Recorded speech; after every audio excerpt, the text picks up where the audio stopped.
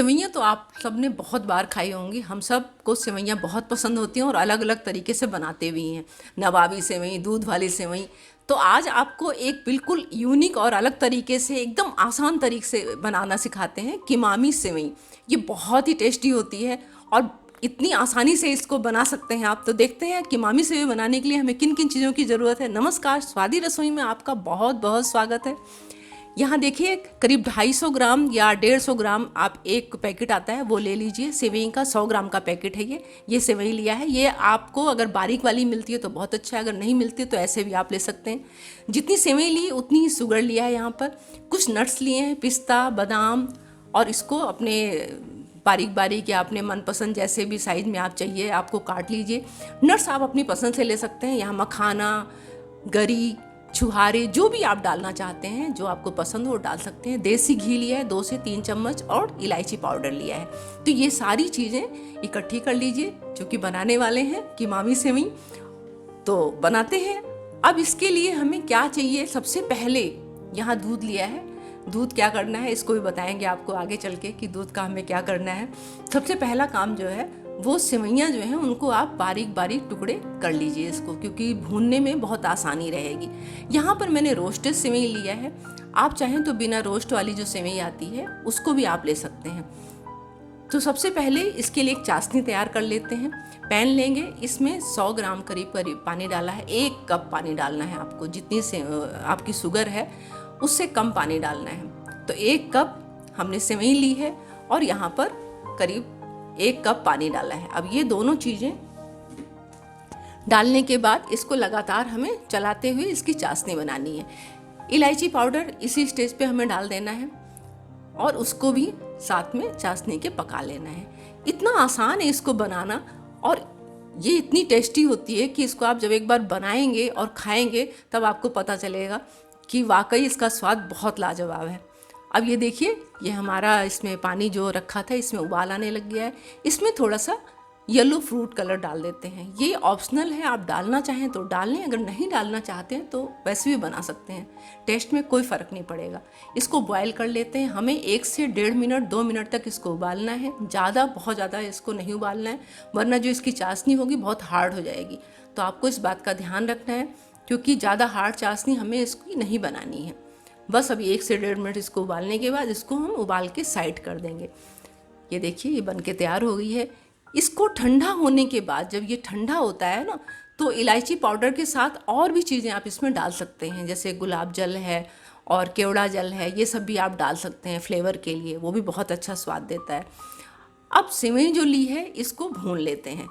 ये रोस्टेड है फिर भी इसको भूनना ज़रूरी है, क्योंकि थोड़ा सा जो इसका जो मतलब वैसे तो रोस्ट है लेकिन थोड़ा अगर भून लेंगे देसी घी में तो एक कोटिंग हो जाएगी घी की और इसका स्वाद और बढ़ जाएगा। तो यहाँ पर बहुत ही स्लो सिम बिल्कुल आंच करके उसके बाद धीरे धीरे इसको भून लेंगे ½ मिनट तक। और जो चाशनी बनाई थी उसको धीरे धीरे बिल्कुल इसमें डाल देंगे, या आप जिस बर्तन में चाशनी बनाएं उसमें भी सेवइयाँ डाल सकते हैं। तो यहाँ पर देखिए, जो चाशनी बनाई है उसको धीरे धीरे सारी सेवइयों में डाल देंगे। अब इसको हमें बहुत ज़्यादा, मतलब ये पानी और सेवई जो चाशनी बनाई इसका रेशियो जो है वो हमें ऐसे रखना है कि बहुत ज़्यादा पानी नहीं होना चाहिए, मतलब चाशनी नहीं होनी चाहिए। इसको ज़्यादा नहीं गलाना है कि बहुत ज़्यादा एकदम मैसी हो जाए और बहुत हार्ड भी नहीं रहनी चाहिए। ये एक परफेक्ट बिल्कुल जूसी भी रहे और नरम भी बने। इसके लिए इस बात का आपको ध्यान रखना है कि चाशनी इसमें बहुत ज़्यादा, देखिए इतनी चाशनी होनी चाहिए, ज़्यादा चाशनी नहीं होनी चाहिए। और इसको खुले में थोड़ी देर पकाना है। उससे क्या है कि ये नरम होनी शुरू हो जाएंगी और जो चाशनी है वो थोड़ा सा सूख जाएगी। जब बिल्कुल इसमें चाशनी बहुत थोड़ी रह जाए तब हमें इसको दम लगाना है। दम लगाना मतलब लिड लगा देनी है और उसके बाद इसको बिल्कुल सिम आंच पे धीरे धीरे धीरे धीरे इसको हमें नरम होने देना है, पकने देना है। तभी हमारी ये जो किमामी सेवई है ये जूसी बनेगी, हार्ड नहीं होगी। नहीं तो अक्सर क्या होता है हार्ड हो जाती है, उसका टेस्ट अच्छा नहीं आता है। अब इसमें खोया डलता है, ट्रेडिशनली इसमें खोया डाला जाता है। तो खोया तो अभी अवेलेबल है नहीं मेरे पास, इसलिए मैं घर पे ही खोया बनाती हूँ। यहाँ पर मैंने 100 ग्राम करीब मिल्क पाउडर लिया है 1 कप, और 200 ग्राम करीब दूध लिया है। उसमें मिल्क पाउडर डाल के और 2 चम्मच देसी घी डाल के इसको आप लगातार चलाते रहिए। मीडियम आंच पे इसको आपको लगातार चलाते रहना है, जिससे कि इसमें गुठली नहीं पड़े। और दूसरी बात यह है कि धीरे धीरे धीरे धीरे ये इसमें एक गाढ़ापन आना शुरू हो जाएगा। एक स्टेज ऐसी आएगी कि ये खोया हमारा बन के तैयार हो जाएगा। तो इसको हमें लगातार अभी चलाते रहना है।